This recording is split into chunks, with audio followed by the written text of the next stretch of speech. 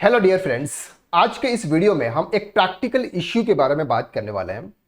GST के अंदर एक नॉर्म्स है कि अगर आपने किसी भी पार्टी से गुड्स परचेस किया है और उस पार्टी को अगर आपने 180 डेज के अंदर अगर पेमेंट नहीं किया तो ऐसे केसेस में आपको उस आईटीसी को रिवर्स करना होता है।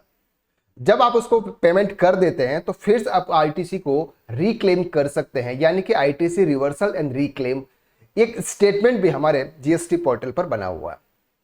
सर यहां पर बात यह आती है कि उसको हम अपनी बुक्स के अंदर कैसे मेंटेन करें। अगर हम टेली के अंदर काम कर रहे हैं तो आईटीसी को रिवर्स कैसे किया जाता है, अगर उसको रिक्लेम करना है तो उसको कैसे करेंगे, उसके लिए कौन सा लेजर हमको बनाना होगा, यह आज हम इस लेक्चर के अंदर प्रैक्टिकली कवर करते हैं। वीडियो के लास्ट तक आप जरूर बने रहिएगा और अगर ये वीडियो आपको अच्छा लगे तो वीडियो को आप लाइक जरूर कीजिएगा। चलिए वीडियो को शुरू करते हैं। सबसे पहले होता है कि सर जब भी हम किसी भी पार्टी से गुड्स परचेज करते हैं, ऐसे केसेस में हम क्या एंट्री करते हैं, F9 के अंदर एंट्री करते हैं कि अगर आपने कोई भी गुड्स परचेज किया तो आप लेजर सेलेक्ट करोगे sir purchase account debit, input CGST. अगर आपने विद इन स्टेट अगर गुड्स परचेज किया है तो आप इंट्रा स्टेट अगर आपने किया हो तो इनपुट सीजीएसटी और इनपुट एसजीएसटी। ये पर्सन फॉर एग्जाम्पल हम मान के चलते हैं कि सर 1,00,000 रुपए का सर आपने गुड्स परचेज किया और उस पर 18% का टैक्स है तो 9,000 रुपया का सीजीएसटी था और 9,000 रुपया आपका एसजीएसटी था। तो यहां पर आप करेंगे सर पार्टी अकाउंट, जिस भी पार्टी से आपने गुड्स परचेज किया हुआ है, और 1,18,000 रुपए ये एंट्री करी जब आपने गुड्स को परचेज किया।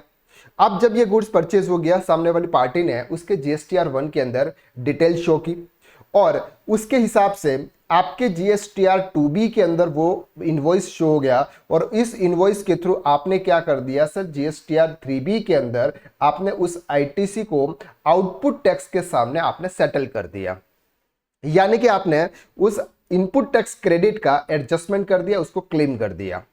लेकिन बात आती है बाद में आपको पता चलता है सर 2 महीने बाद, क्योंकि 180 डेज का मतलब होता है नॉर्मली 6 महीने के अंदर, 6 महीने तक अगर आपने किसी भी पार्टी को अगर आपने पेमेंट नहीं किया तो ऐसे केसेस में अब आपको क्या करना होगा सर, आईटीसी को रिवर्स करना होगा।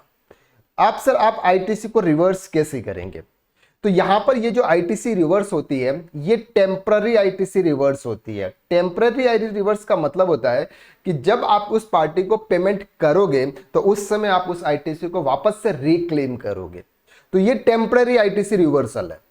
एक होता है परमानेंट आईटीसी रिवर्सल, यानी कि वो आईटी परमानेंटली रिवर्स हो जाएगी, फिर से आप उसको कभी रिक्लेम नहीं कर पाओगे। तो यहां पर टेम्पररी जब आप अपने आईटीसी को रिवर्स करते हो तो उसके लिए एक लेजर बना होगा जीएसटी पोर्टल पर, जिसको हम बोलते हैं ITC reversal and reclaim statement. क्या होता है sir, ITC reversal and reclaim statement बना होता है आपके जीएसटी पोर्टल पर, आपको ये लेजर मिल जाता है। लेकिन हम बात कर रहे हैं अपनी बुक्स में रिकॉर्ड करने की, तो बुक्स में कैसे रिकॉर्ड करते हैं कि जो आईटीसी आपने यहां पर क्या किया था सर, डेबिट किया था, उस आईटीसी को अब आपको क्या करना है, सिंपल सा क्रेडिट कर देना है और उसके लिए आपको एक और लेजर्स बनाना है जिसका नाम है ITC reversal and reclaim statement. क्या करना है sir, ITC reversal and reclaim statement to input tax, input CGST जो भी आपका होगा, टू इनपुट एसजीएसटी। ये आपका क्या हो जाएगा सर, ये एक आईटीसी जो है वो आपका रिवर्सल हो जाएगा।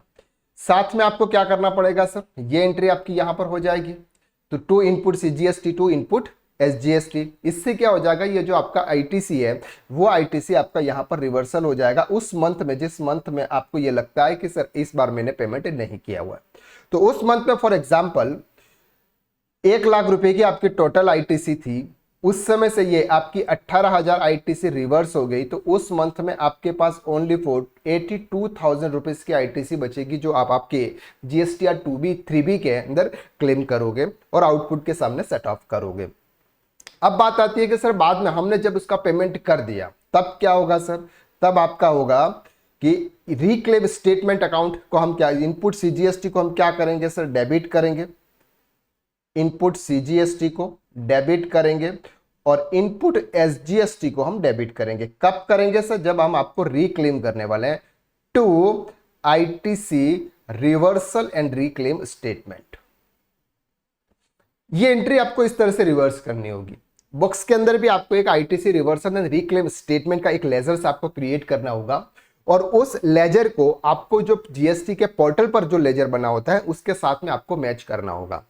और ये जो इनपुट टैक्स क्रेडिट का जो लेजर है ये भी आपको आपके जीएसटीआर 2B के हिसाब से मैच करना है कि कितना आईटीसी मेरी बुक्स के अंदर आया है और कितना आईटीसी मैंने अपने जीएसटीआर 3B के अंदर रिवर्स किया हुआ। तो जो रिवर्स किया हुआ है वो आपको आईटीसी रिक्लेम स्टेटमेंट के अंदर आपको शो हो जाएगा। दूसरा होता है सर परमानेंट आपको आईटीसी रिवर्स करना है। तो परमानेंट आईटीसी रिवर्स करने वाला सिस्टम क्या होता है कि आपको पहले से ही पता रहता है कि सर इसका आईटीसी मिलना नहीं है, इसका आईटीसी आपको मिलना नहीं है। तो जो भी गुड्स की जो भी कॉस्ट होगी उसकी कॉस्ट के अंदर ऐड किया जाएगा। फॉर एग्जांपल हम बात करते हैं कि सर हमने कार परचेज की, वो हमारे जीएसटीआर 2B के अंदर तो आ गई, लेकिन हम उसका आईटीसी अवेल नहीं कर पाएंगे, यानी कि ये टेम्पररी तो नहीं है, ये परमानेंटली ब्लॉक आईटीसी है। तो उस समय क्या करेंगे, कार की वैल्यू के अंदर ही उसको ऐड कर देंगे, अलग से हम सीजीएसटी एसजीएसटी चार्ज ही नहीं करेंगे, तो उसको रिवर्स करने की बात ही नहीं आएगी। वो गुड्स की कॉस्ट में ही ऐड हो जाएगा और सीधा फिक्स एसेट में चला जाएगा। तो जब ऐसी कोई आईटीसी है तो उसकी हम उस प्रोडक्ट की वैल्यू के साथ ही ऐड कर देंगे। तो यहां पर आपको अलग से लेजर्स क्रिएट करने की जरूरत नहीं है परमानेंट आपको जब कोई आईटीसी रिवर्स करनी।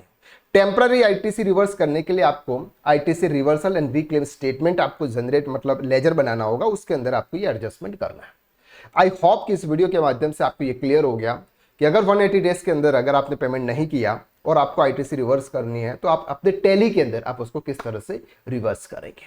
तो आज के लिए बस इतना, नेक्स्ट वीडियो में फिर मुलाकात करते हैं, तब तक के लिए थैंक यू सो मच। अगर ये वीडियो अच्छा लगा तो वीडियो को आप लाइक जरूर कीजिएगा और चैनल पर नए हैं चैनल को आप सब्सक्राइब कीजिएगा। तो आज के लिए बस इतना, नेक्स्ट वीडियो में फिर मुलाकात करते हैं। Thank you so much.